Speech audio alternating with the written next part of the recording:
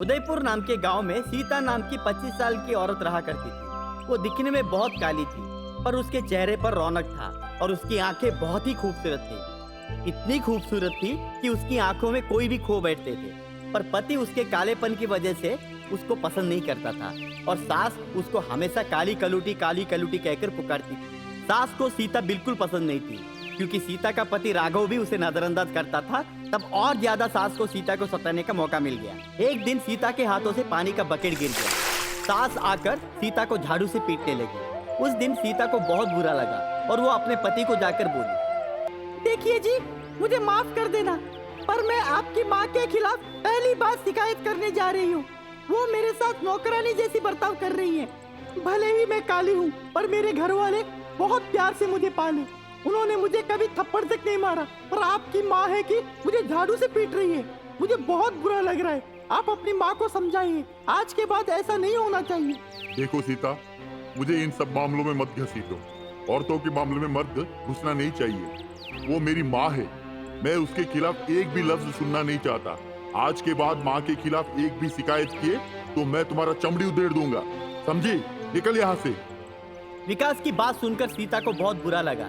वो अपना दर्द किसी से बांट नहीं पा रही थी, ना किसी से बात करती थी, ना कोई उससे बात करते थे, ना ही उसका दुख दर्द कोई समझने वाला था। वो अकेलेपन के आड़ में अपने आप में घुट घुट के रहने लगी। एक बार उसने एक अखबार में इख्तियार पढ़ा। उसमें मॉडलिंग का एडवर्टाइजमेंट दिखा।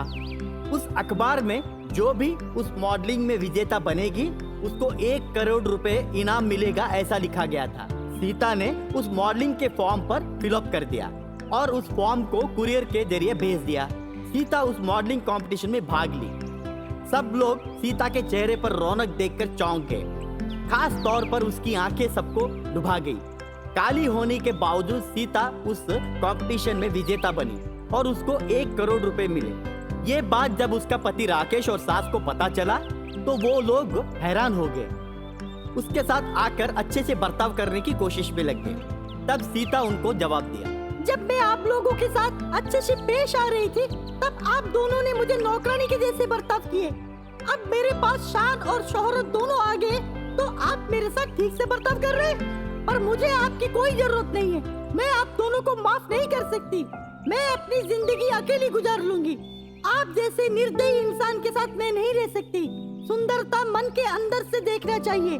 जो गोरे होते हैं वही सुंदर नहीं होते। ऐसा आपकी जो गंदी सोच है, उस सोच के लिए मैं आपके धुतकारती हूँ।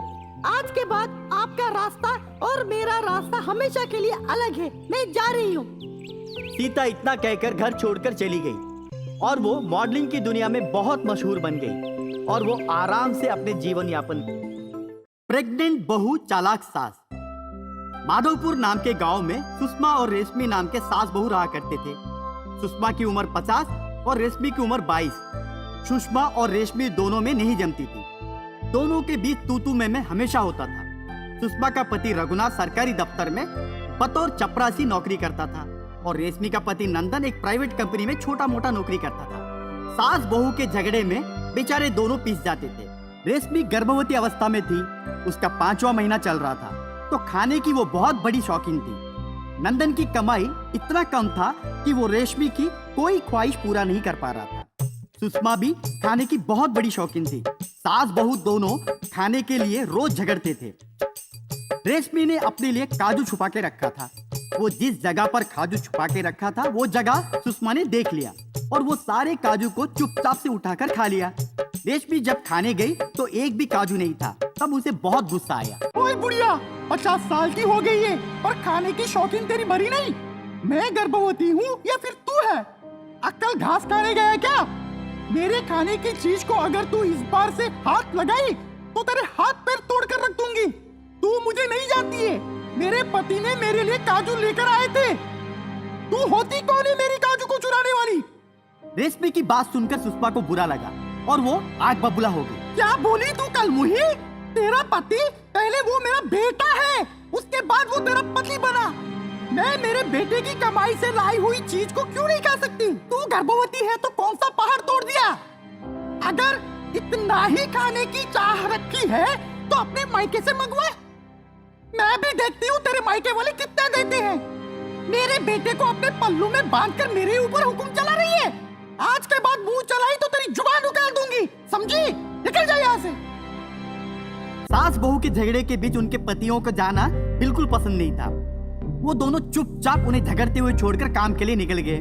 दोनों बाप बेटे बाहर आकर एक चाय के ठेले पर बैठकर एक दूसरे से बात करने लगे। पहले बेटे ने बाप से बोला, बाबूजी, दिन ब दिन इन दोनों के झगड़े बढ़ते जा रहे हैं। बिल्कुल दोनों में नहीं जम रहा है। उन दोनों को देखता हूँ तो मैं पागल हो रहा हूँ। घर छोड़ के भाग जाऊँ ऐसा लगता है। बाबूजी, आप ही बताइए क्या करेंगे? कैसे उन दोनों को हम नॉर्मल करेंगे? अगर मुझे समझ में आता तो इतना साल नहीं लगता बेटा। मैं तुम्हारी माँ को पिछले 30 साल से झेल रहा हूँ। वो ना कभी सुधरी है ना कभी सुधरने वाली है। उसके गुण में ही दुर्गुण है। जिसके गुण दुर्गुण है वो कभी नहीं सुधर सकते। वो दोनों अपनी जिद के लिए खुद को भी परेशान रखेंगे और सामने वाले को भी परेशान करेंगे। उन्हें झेलने के सिवाय हम कुछ नहीं कर सकते बेटा। बाबूजी, आपने जैसा झेला है मैं नहीं झेल सकता। या तो मैं उन्हें मार दूंगा, नहीं तो मैं मर जाऊंगा। मैं उन्हें और बर्दाश्त नहीं कर पा रहा हूँ। बाबूजी, एक काम करते हैं। उनका अकल ठिकाने आने के लिए हम दोनों को एक नाटक करना होगा। कुछ दिन के लिए हम दोनों भाग जाएंगे।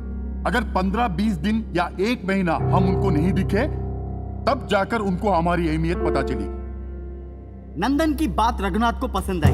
दोनों ने अपने अपने दफ्तर में छुट्टी काट के गांव छोड़कर किसी दूसरे गांव में जाकर एक लॉज में रुके। दिन बीतते गए।